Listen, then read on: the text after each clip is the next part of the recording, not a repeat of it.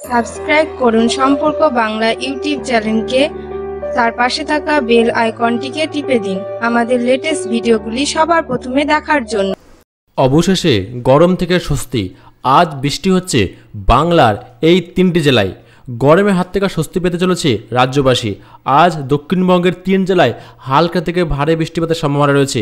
এই 3টি জেলা হলো বীরভূম, মুর্শিদাবাদ এবং নদিয়া। তবে সামান্য থেকে অতি সামান্য বৃষ্টিপাতের সম্ভাবনা রয়েছে এই 3টি জেলায়।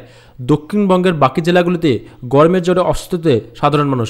তবে সেখানে এখনও সেভাবে বৃষ্টির আশ্বাস দিতে পারছে না আলিপুর আবহাওয়া দপ্তর। হাওয়া অফিস সূত্রে খবর, দক্ষিণবঙ্গের বাকি জেলায় সামান্য পারদ চড়তে পারে।